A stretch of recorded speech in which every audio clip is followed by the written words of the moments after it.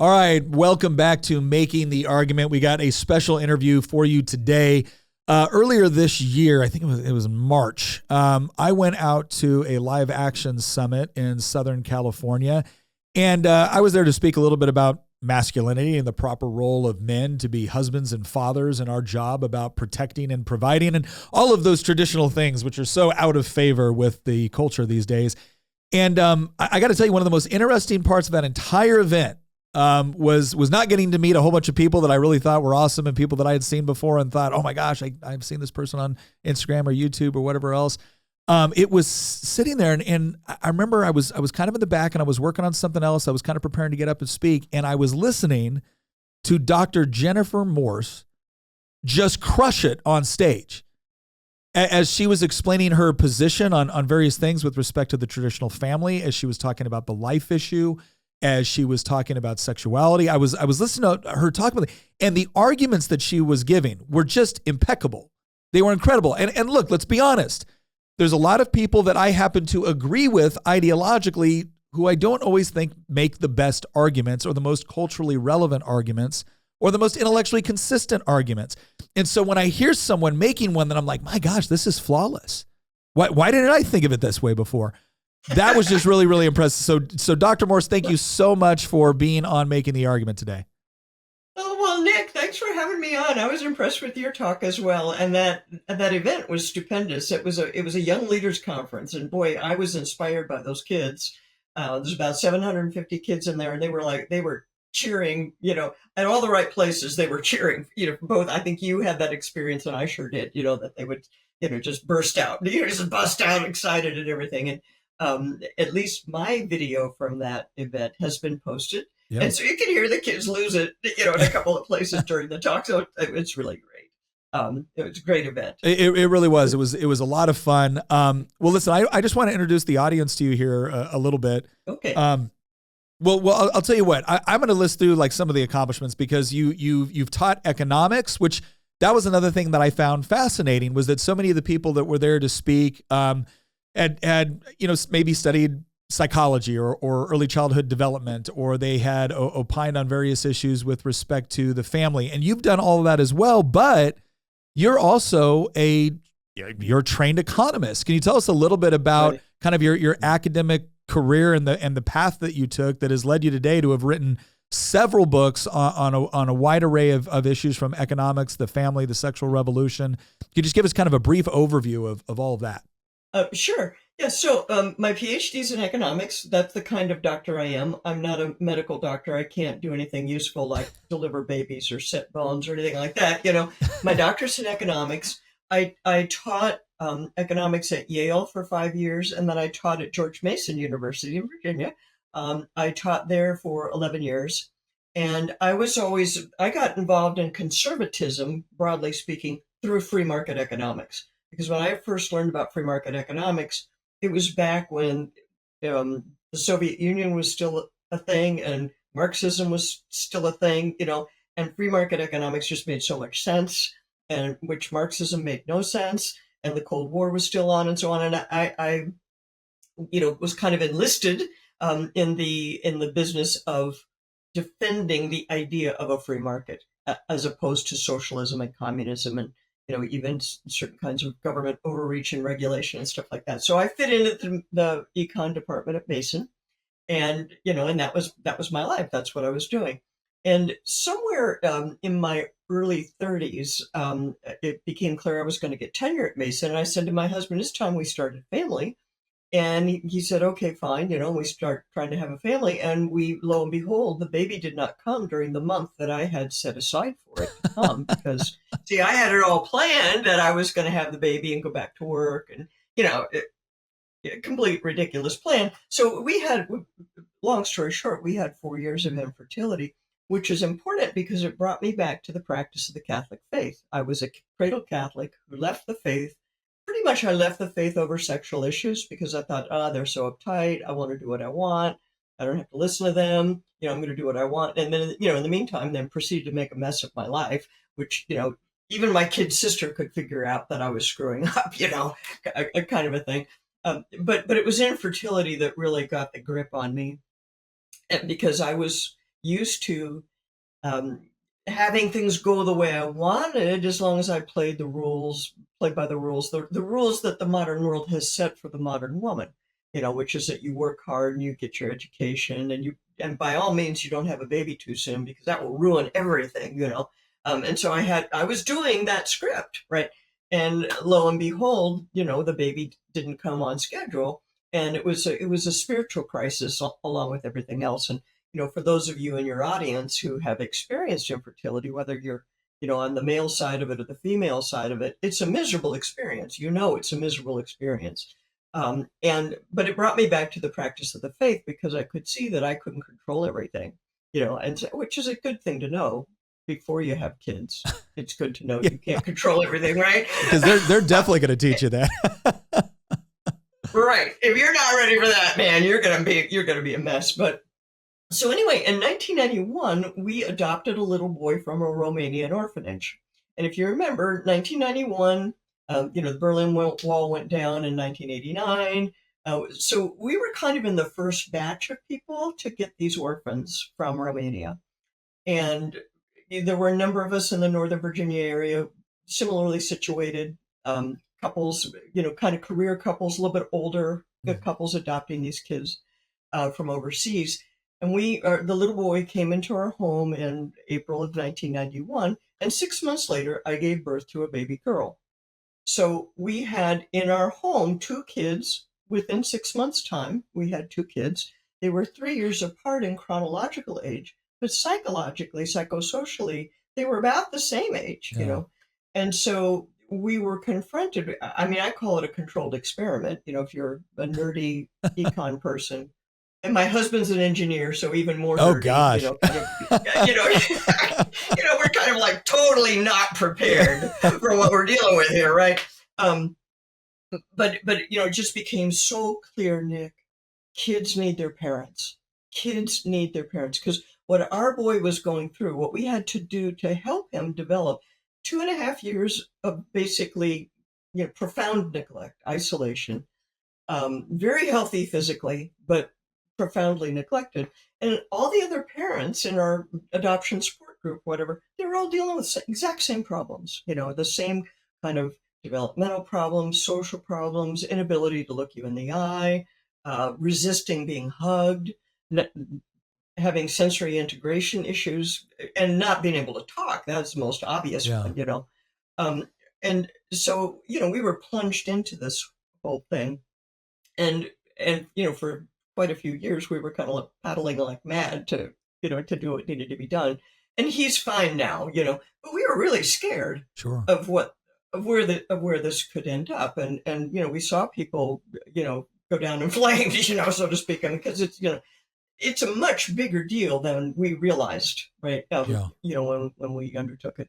And so that whole combination of experiences really convinced me kids need their parents, and therefore grown-ups need to behave.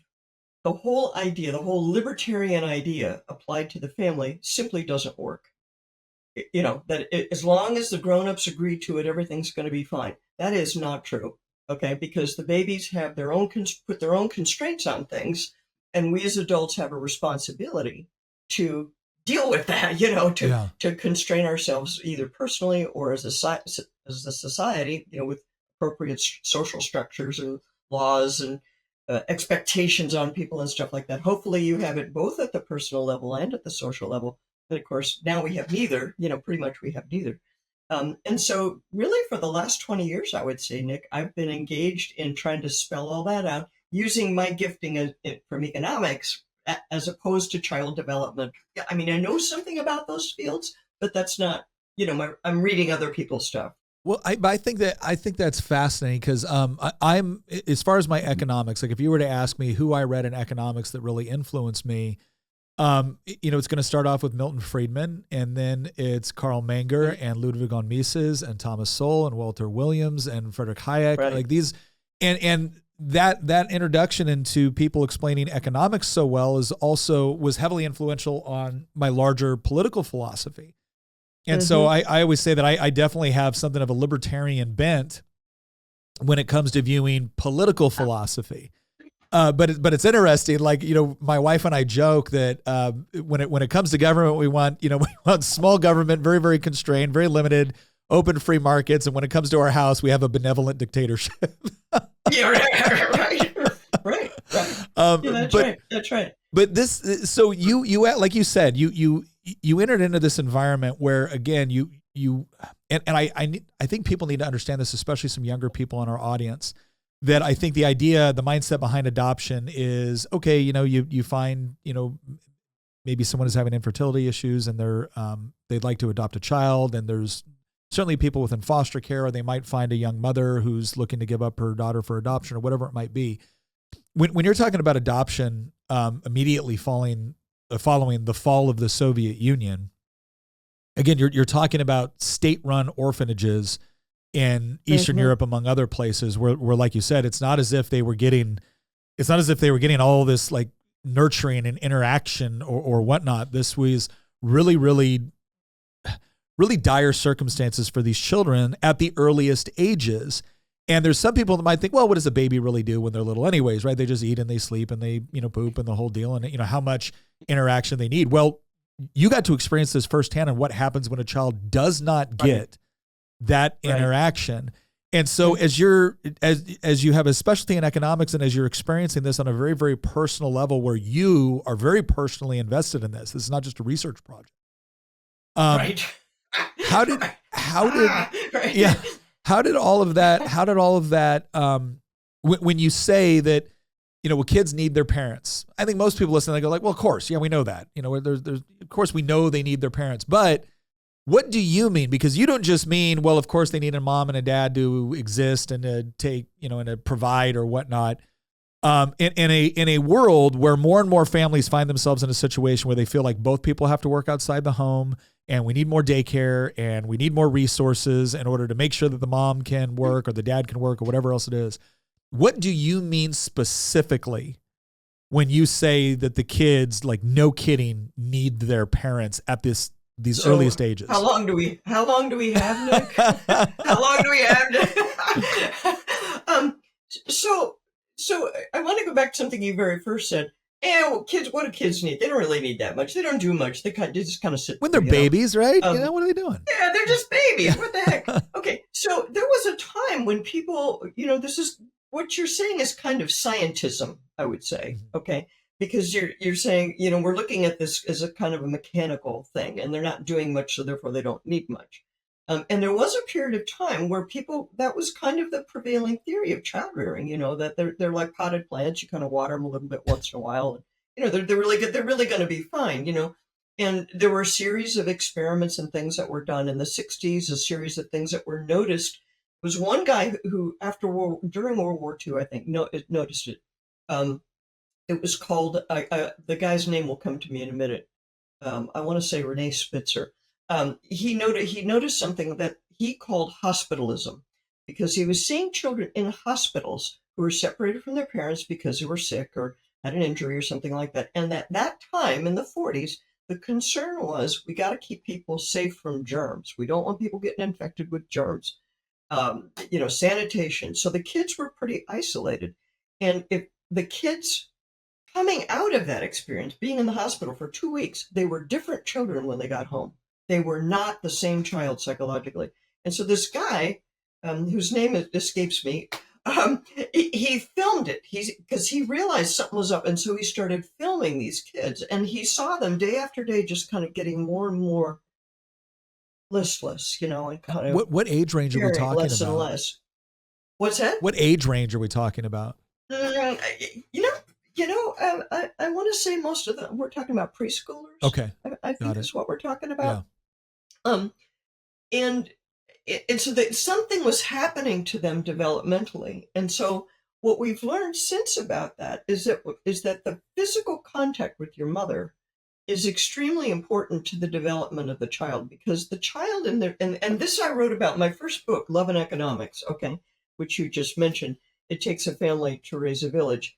The original subtitle of this book, I'm just parenthetically, originally when I brought this book out, I was trying to explain to the economists and my libertarian buddies why we needed to care about the family. Yeah. And I'm going to go into that in a minute. And so the original subtitle was Why the Laissez-Faire Family Doesn't Work, Ooh. which really irritated my econ colleagues. And Yeah, I of course, bet. the typical radio host couldn't even pronounce the title, Yeah. laissez-faire, Where's the like lazy fair? Yeah. yeah, right. So it was a complete failure from that point of view. but the basic idea of the book was this, that when a child is helpless, this is a human person. This is not a plant, not a machine. It's a human person that needs to develop. And for human development, what you need is contact with another human, namely your mommy. I mean, that's the way it's built, and you're the mother baby is a unit for a while, and then gradually the child separates and individuates and stuff like that. But what we learned in our very scary way is that if a child does not have somebody responding to their needs, picking them up, holding them, rocking them, what happens to that child psychologically? Well, first of all, the rocking thing. Have you ever seen institutional kids doing this thing, Yeah. rocking them? They're rocking themselves. They're trying to stimulate their nervous system in a way that you and I would normally do by going, well, mommy goes like this, rocking the baby. Daddy goes like this. You bounce the baby on your knee and you toss them in the air and all that kind of stuff. You are stimulating their nervous system, getting them ready to speak, getting them ready for language. This is an amazing thing. The speech therapist taught us this. If you're trying to teach kids to speak, the first thing you do before you start your lesson, you put them in a little swing and you spin them. And after they've spun for a few minutes, their nervous system is more receptive, more ready to learn. How Wow. amazing is that, And that we have these instincts to do for the child what the child actually needs, even without knowing. This is Hayek, plain and simple. This is Hayek's um, uh, tacit knowledge, Yeah. right? That we can't express everything that we know, but that we have it kind of built into us. Well, this thing that was built into us by God Himself, right? That in order for a child to develop, what they need really is love, and attachment. That's what we need. And so the thing that was really scary, creepy to us, is that the high risk for an institutionalized child, or a child who has no attachments, is to have what they call attachment disorder. And you see it in foster care, you see it in orphanage kids, and the what you'll see is a child with no conscience, child who can't make eye contact, child who will do anything they can get away with. You have to punish them and constrain them because they're not constraining themselves. They don't learn how to do that. These are your crazy people. These are your school shooters. So is this Right? is this Yeah. not to try to get I guess off on a tangent or anything like that, but is this are they seeing a Yeah. definitive connection between this sort of detachment disorder at very young ages? Like, so we're talking about infants, toddlers, etc., and then very developed antisocial behavior Oh later yeah. on. Oh So gosh, yes. Oh gosh, yes. so Yeah. like People know. like People. direct line connection between People. Let's put it this way: it's not true that every orphanage child or every child in foster sure. care is going to have attachment disorder. But so bracket that. But it is true that that a weakened um, sense of attachment, and there are different types of attachment, different styles of attachment, and that's very well studied, Nick. It's very well studied. The specialists know perfectly well, that about the importance of the mother child bond. And they always water it down to say that a caregiver, a consistent, committed caregiver, blah blah And blah. that was going to be my But next but in question. point of yeah, but in point of fact, most of the time, the only person who's going to be the committed Yeah. permanent caregiver is mommy. Um, and so the one of the hazards attached to that is you don't develop a conscience. You're not able to be social. You're not interested in being social. There's a neuropsychological um, component to it as well, which is development of the brain, Nick. I'm sure you've heard a million times children's brains don't fully develop until they're 25 or whatever, whatever. Okay. One of the most basic parts of brain development is in the part of the brain that's called the limbic brain, which determines your ability to be social with people, your ability to look at a face and recognize whether that person's mad or happy or whatever. Your ability to attach to other people, be in social interactions, kind of get the vibe of a room, and why is a ball game more exciting when you're in the stadium than when you're watching it on TV? Yeah. All of that kind of stuff. It's partly in the body. And you develop the limbic brain doesn't develop properly without mommy rocking you and looking you in the eye. It literally facilitates the development of the brain. Very fascinating. And to me, proof of the existence of a loving God, because he's built this into our bodies, that this is the way new humans come into being, is through an act of love between mom and dad, right? And then the continued interaction of love is what allows the ability to be social to develop. So sorry, go ahead. No, Oh. I've said a lot. I'm sure you have questions. Well, so again, one of the things I find it really interesting, because I like economics and because I like laissez-faire economics, the subtitle that you had mentioned before, I found very interesting. But when I saw the whole "it takes a family to raise a village," I'm also not old enough to remember the Hillary Clinton famous book, "It Takes a Village." It was just incredibly popular. And it was this whole idea, what it was this whole idea of kind of a collectivist approach to raising children. And the reason why it was so popular, I think, to so many is because there, like so many things, there's an element of truth to the idea that obviously that when a child grows up, there's formative things that happen within their lives, and not all of those formative things are directly influenced by the parents, by grandparents, by friends, by family, by society in general, by various interactions that they have through school or whatever else it might be. And so from the standpoint of, well, yeah, you want like a neighborhood, like this is probably what a lot of like maybe 80s and 90s kids grew up with, is that if you were in a good neighborhood, all the parents kind of watched out for each other's kids and things like that. And so if that was your image of "it takes a village," you're like, oh yeah, that makes sense. But that was not what was being pushed. And so when you say love and economics, it takes a family to raise a village, can you kind of, juxtapose or compare or contrast what you're talking about? Because one of my biggest problems with the "it takes a village to raise a child" concept was this idea of treating, again, a caregiver and a mother as if they were interchangeable. Well, no, as long as you have somebody that's doing X, Y, and Z, it's perfectly fine. It's the same thing. It could even be better. Maybe this person has maybe they have a master's degree in whatever. And it sounds, and it's we have been experimenting with this and it doesn't seem to be working, but you wrote your book in 2001. So arguably this experiment was underway, but nowhere near as far as it is, now 23 years later. What were you seeing right up front that were the problems with that concept? Yeah, so I mean, you hinted at it, and I want to underline it, emphasize it. It's the idea that there is an element of truth that you need a social structure that's conducive, so on and so forth. But what Mrs. Clinton really meant was that the state should raise the child. That state programs were to be a substitute for mothers and fathers. And there are a number of reasons why she thinks like that, but that need not detain us. The reality is, one pair of hands is not as good as another pair of hands. Okay.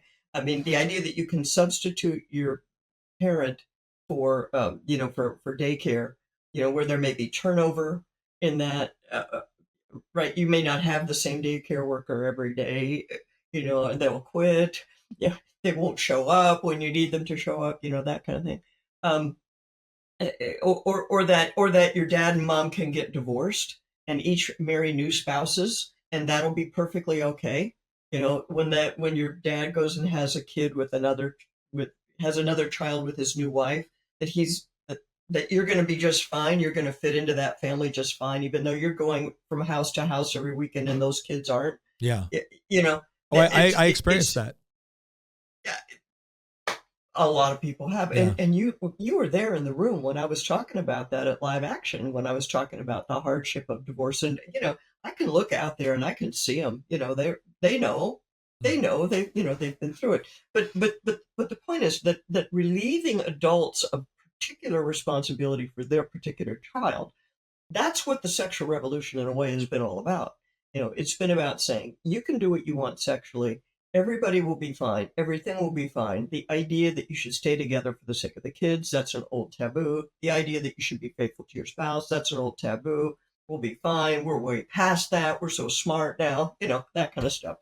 Um, yeah. But back to what I was seeing and what I was thinking and what I was fearing. Um, you know, in 2001, when I wrote this book, I was worried about uh, divorce, single parenthood, and too much daycare. Those were the big things, that I was worried about in love and economics. And all of those things were still kind of in flux, where people were arguing for them and saying that it was going to be okay. And so gay marriage was not on my horizon. Third party reproduction, anonymous sperm and egg donation, that wasn't on my horizon. I wasn't thinking about that at all. I was just thinking about kids need their own mom and their own dad to attach to. And what I want to say, what I want to, just finish the thought about attachment disorder is that a child without a conscience is extremely dangerous. A human being without a conscience is a very dangerous thing. And one of the points that I was trying to make in this book, because I was still trying to talk to economists, I was trying to say to them, look, to have a free market, we're counting on people behaving themselves. We're counting on people keeping their promises, making contracts that they're going to follow through on, that they're not going to go into the store and just take anything that they can get away with taking. We're counting on adults acting like that. Well, where do these adults come from, pray tell? Has anybody thought about where these adults come from? That we're not born that way. If I could use that phrase, we're not born that way. We have to be educated to that. And people have an image of, well, you sit the kids down, you explain the 10 Commandments. And what I learned when I was learning about attachment disorder, I came to see that the real action happens before the child can even talk. That the action of attaching a mother and a child to each other allows the child to care what you think. And this is the whole thing. The reason you don't go steal stuff is because. And the reason I don't go steal stuff, is because at some levels, like, what would your mother think if you did a thing like that? Yeah. And so you got this little, voice going in your head. Well, it starts out, it doesn't start like that. What if you have no mother? Okay. Yeah. What if you sit there in your wet diaper and you're crying and nobody comes? Okay. I will tell you what happens. No one comes. The child withdraws. Sooner or later, they stop crying. In their pre-verbal crazy little mind, they get the idea that they don't matter, that what they do doesn't matter, that nobody cares about them, that they don't really belong, and that they're going to do whatever they have to do to survive. That's what happened. That's the attachment disorder child.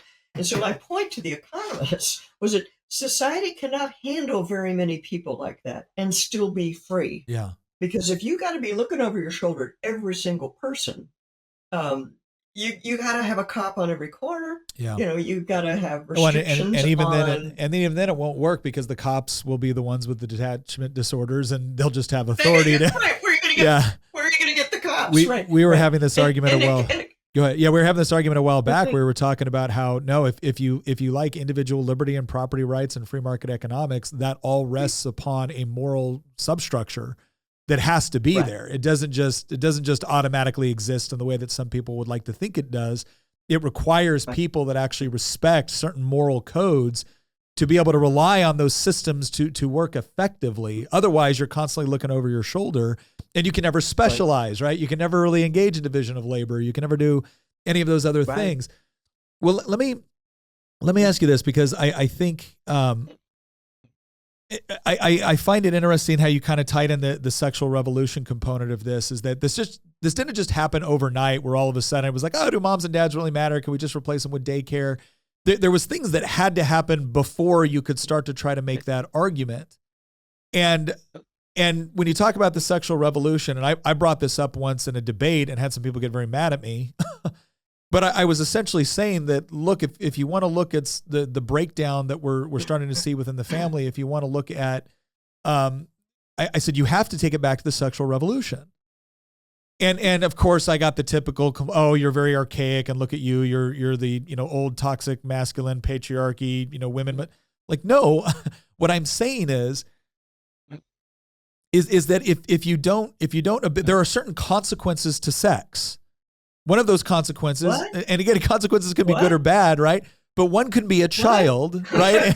And one can be emotional damage. One could be, any series of things.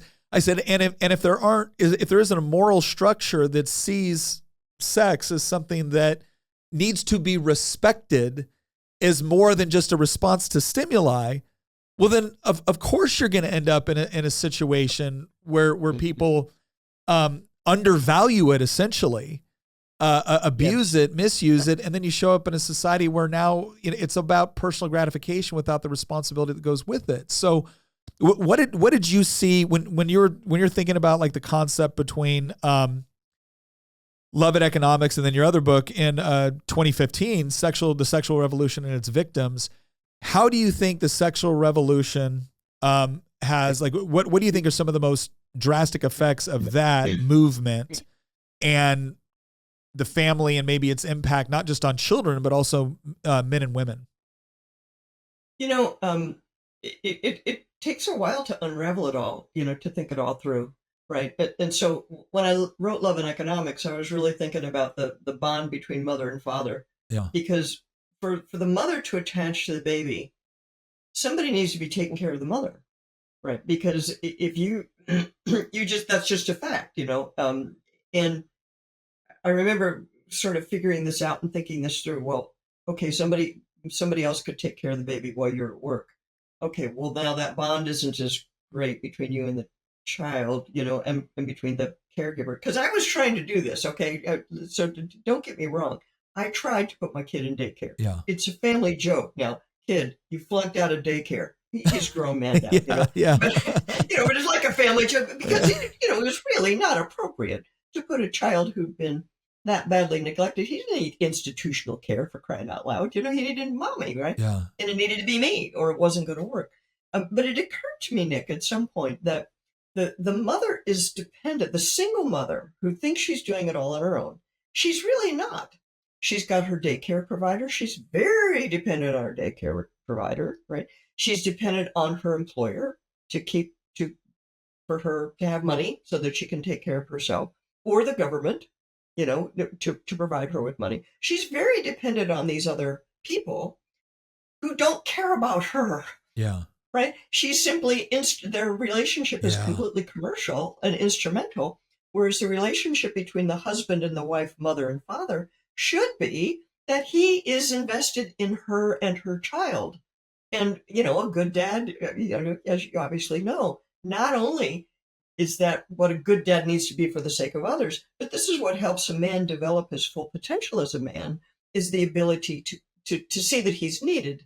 And, you may be an impoverished guy who's weak or, and who has physical problems or something, but they need you. These particular people need you in particular to come through for them. And that helps the man be who he's really called to be, That could not be more true. That could not be more. I've said that's foundation. It was part of my speech at Live Action. I said, ladies, it is not your job to make good men, but you'll be shocked at the impact you can have at that process.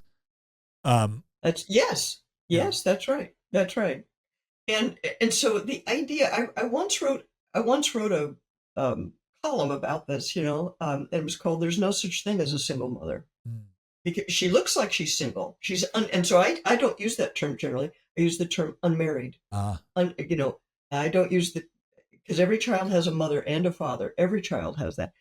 Unmarried parents is what we're really talking about. But I wrote this column called "There's No Such Thing as a Single Mother," and years later, somebody showed me that she had cut that column out of the newspaper because it's a National Catholic Register. She had cut it out and laminated it and shown it to unmarried mothers. Yeah. Look, this is where you're headed. To try to encourage them about the fact that creating a good relationship with your sex partner is actually really important for everybody. I just want to. I want to emphasize that for a moment because you said something in there that I think, again, you talk about Hayek and tacit knowledge. It was something that I think I kind of vaguely understood, but never heard it so succinctly or concisely articulated. And that was the idea that the moment you take the father, again, if the mother is going to provide the full care and attention that the child needs, especially at those early years that are so incredibly formative, where so much is happening that is unspoken between child and mother, child and parents, well, then someone has to provide for. And the theory behind it takes a village, and the theory behind kind of the collectivist approach to all of this is like, yeah, and that person can be the state. And then, like you said, it's the daycare worker, it's the government program, it's the social worker, it's whatever else. But like you said, in every other one of those relationships, if you even want to call it that, it's very transactional.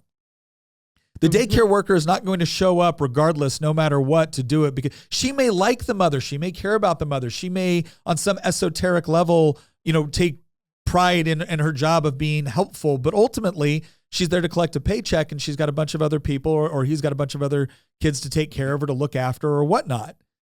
Same thing with the government program. The government program doesn't care. The government program, you are a number on an Excel spreadsheet, and money goes from one column into another column based off of certain criteria that are achieved or not achieved. That's it.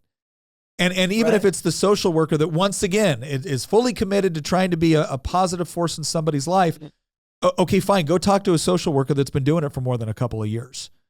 And you're going to find a great deal of burnout. You're going to find a great deal of frustration with the system, because all of it is either bureaucracy or it's transactional, but it's not rooted. It can't be fundamentally rooted in like self-sacrificial love for the other person. Right.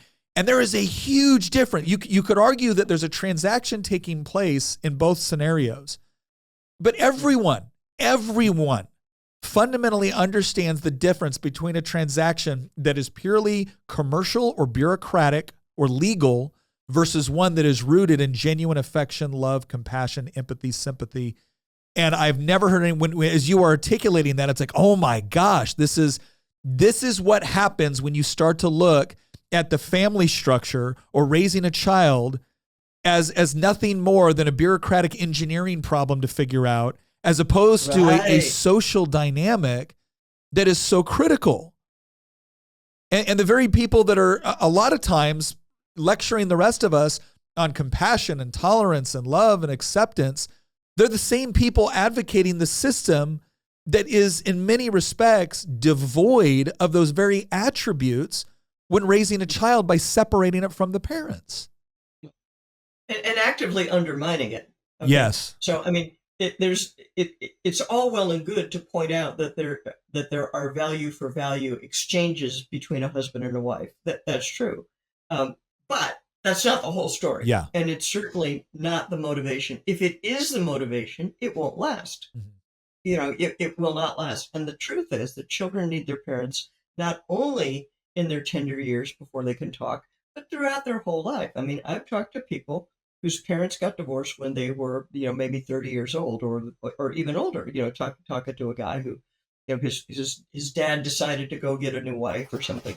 And all of a sudden, he lost his dad. His kids lost their grandparent because grandpa's now more interested in his new wife and her family than in his old family, And so the reality is that, when Jesus said to us in Matthew 19 and Mark 10, one to a customer for life, that's a slight paraphrase of what he said, but that cuts to the chase of what he said, right? The apostles were freaked out, like, this is so, oh my gosh, that is so hard. You can't be serious, But no, that he knew, he knew what this was going to cost us, what it was already costing people, I mean, he saw what polygamy did to some of the families of the Israelites, right? Yeah. Oh, they can't think of a single example that worked out. I was listening to a pretty prominent, what we might call the manosphere or the red pill or whatever. Oh. And I always say, look, I actually have a little bit, I don't agree with a lot of what is said over there, but I actually have a great deal more sympathy for why it's being said and the manner in which it's being said. I think when you tell an entire generation of men, when you attempt to emasculate an entire generation of men because you think it will make society safer, you get two types of men out of that. You get one type of man that says, I refuse to be emasculated because my job is to protect society and I must be prepared and capable to do so. you have other men that essentially say, if you were giving me a binary choice between being a sheep or a wolf, I'm going to be a wolf. Right. Mm-hmm. But the whole point of that was to say that I was listening to this guy talking about how, well, if you look back in society, of course, most of society, most of human history was based off of societies that were generally more polygamous in nature, or at least didn't have a negative mindset toward it. And the more successful you were as a man, the bigger your harem. And it was amazing because I wanted to look at that. I was like, man, is that one side of the historical story? Because if you look at the other side of that historical story, dynasties were lost and kingdoms fell because a guy had a harem. And now the brothers are killing each other for the throne, and they're massacring one another, and mass murder is taking place within families as a result of that loss of structure and that loss of a man standing up and being a legitimate leader within the household. But part of that leadership was that loyalty to his wife. So let me ask you this: as we look at the before you do that, I gotta say something about polygamy, something more about polygamy, right? Because if people, as soon as people say that to you, Nick, what you got to say back is, yeah, and Jesus saved us from all that crap. Yeah. Really, because what happens in a polygamous society is that the rich men hog all the women. It's true. And when the rich men hog all the women, that creates problems. Oh, it's very destabilizing. It's very destabilizing. And the Christian system is a system of radical equality, because for every man, there's only one wife. And for every woman, only one husband. The kids always think that's great when I say that in my talks also. One and only one, and every child has a mother and a father. Every child has a mother and a father. That's the Christian legacy. And that's radical equality compared to what we have now.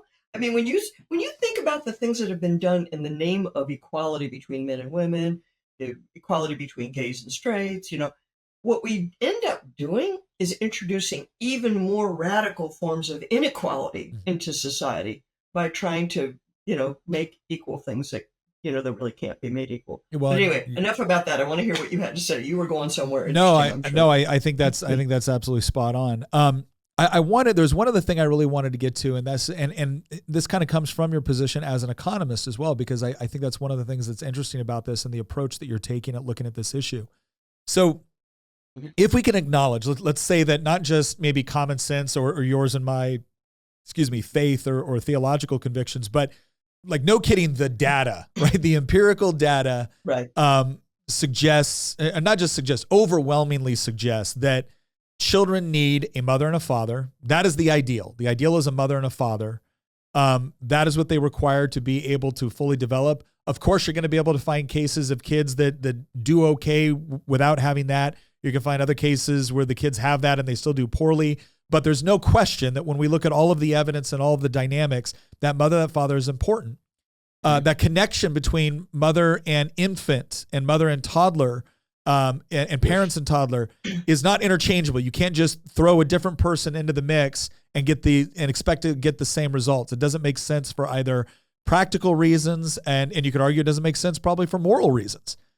So what do you say to the parents now that are looking at this, or maybe the young couple that is looking to try to find someone that shares this beliefs, and they look around at the economy, they look around society right now, and they say, you know what? Society has not rewarded anything that you're talking about right now. They tell women to go off and run around, rack up a body count. It doesn't matter. Career. They tell men you're supposed to be docile. You're supposed to be weak. You're supposed to just, be totally in touch with your feminine side. And when it comes to kids, abort the ones you don't want. And then maybe later on in life, when you're ready and you've accomplished all the really important things, then, you can have a children. And they're looking at all this going, it's become harder to find somebody that actually shares the values you've just articulated. And then if I do, economically, how are we supposed, if we're not already rich, right? How are we supposed to make that work in the modern economy where more and more it feels like it requires two incomes just to pay the food and the mortgage? Yeah. So you're asking multiple questions, really. Yeah. I mean, the first big question that I don't have an answer to, because I hear it all the time from young people. Where are all the good guys? Where are all the good girls? How do I find somebody? And I hear this even from people who are religious and who are embedded within religious communities. I was talking to uh, Yoram Hazani, who's an Orthodox Jew, who's a leader in a certain branch of the conservative movement, and he lives in Israel, where everybody in his community has 9 kids or 8 kids or whatever, and even they are afraid to get married, because of the psychological propaganda and messaging and stuff like that. Wow. So there's the messaging. There's the fact that we've all had all this propaganda inflicted on us, and so everybody's a little bit destabilized. Everybody's thinking's a little bit rocky, and I think we all kind of feel that. It's like, this seems true, but I'm getting all this noise. The signal's really noisy. I can't sort out what's really true. So there's that part of it, but then there's just the reality. How do you find the person that you're looking for? And I don't have a good answer to that question. Now, once you do find somebody and you want to try to build a life together that that allows plenty of time for parents, plenty of time for the family part of the family, it's extremely important that you do 2 things. Number one, you must not rack up a bunch of student debt. Yeah. Okay. Yeah. And I tell you, I encountered this quite a lot. I used to lecture for the Alliance Defending Freedom. I suppose you've heard of the ADF. Oh, yeah, absolutely. They have a program for law students, and I used to lecture in that program every summer for first-year law students. And whenever I would say that, you must avoid student debt, their hearts would sink. You could just see their faces collapse, because they're all going into an enormous amount of debt to get their law degrees. So that's one thing that I would really recommend, that you go to a state school or whatever. But that's a force to be reckoned with. That's a damper on fertility that as a society we haven't come to grips with. And the other thing is, you cannot have a mortgage that requires 2 incomes to pay. Yeah. You cannot do that. And I don't care where, if you have to move someplace smaller or something like that, that's something you really have to be very intentional about, because you may think that your kids will be fine in daycare, or you can manage, but things happen. You can't plan all of that in advance. Yeah. And so if you absolutely have to have both incomes in order to meet your mortgage, you won't make the decisions that you really need to make with your kids first and foremost in your mind. So one of the pressures that happened to us of our generation, I'm a young professional in the 1980s, right? And we all think, oh, women's career and man's career and balance and all that. Well, you end up living in a big city, because that's where you can find a job for 2 professionals, Yeah. right? That's harder to do in rural Virginia or something. And so that puts a lot of pressure on the housing market in those big cities. And, there's just a lot of secondary effects from that. But if you can, work out a way to live someplace where the mortgage isn't as high, so that, if your husband loses your job or somebody gets sick and somebody needs extra care, you just don't want to be in that jam where you absolutely have to have both incomes. No, And that's just at the personal level. At the public policy level, there are a whole bunch of things that probably need to change. Well, that obviously need to change. I still find it fascinating that it was a Democrat, Patrick Moynihan, that was warning so much about the greater societal problems that we were going to face by the breakdown of the family within certain communities, yes. and he was excoriated for it. And he was doing it at a time where the problem was about 1/3 of what it is right now. And it's amazing. It's amazing what we're seeing. I got to tell you this, and kind of to wrap up the conversation, because I really appreciate the time that you've given us. I'd love to talk some more about other issues maybe in the future, because I'd love to pick your brains on some really in depth on some of the economic side as well. But one of the things that I was really encouraged of is when we were speaking at Live Action. I mean, here we are in Southern California on a Saturday, and that room was jam-packed with students, I would say, ranging anywhere from about probably 16 to 26. Yeah, I think that's about right. Yeah, 16 to 26. And it was both encouraging and a little bit funny at times, because You saw it where we'd have our question and answer period, and a young man would get up there and he goes, my name's Jason. I'm going to school here. I'm 24. I'm also single. Right? Like it was, they're signaling. Yeah. I'm single, ladies. And then I remember I'd have that was great. I love that energy. and I was, and I gave my talk, and so I had a lot of young men come up to me afterwards, like, how do I prepare? How do I do this? And I'm like, well, buddy, I'm going to tell you right now, you're currently at a conference where you're probably outnumbered 2-1. This is what we call a target-rich environment, right? Like maybe you should stop talking to me. I'm taken and not interested. Right? But I do think this is the last thing I'd like to really get your take on. As I'm looking out, I see a lot of people that have been lied to. I see a lot of people that have been hurt by it. Again, your book, The Sexual Revolution and Its Victims, I think is really important. I think sometimes I need to have a little bit more sympathy for people that were bought into something, lived according to that, and thought they were doing the right thing. They were doing what the experts told them, and now they feel lied to and betrayed. But I do think that more and more people are waking up to that at younger ages, and I am, believe it or not, actually encouraged that the other side of this debate, the one that are pushing this narrative, I almost feel like they're starting to get frantic. They're starting to get a little bit unhinged in how they do this. And I feel like a younger generation that maybe has not received all of the propaganda is starting to look at that going, yeah, it looks a little desperate.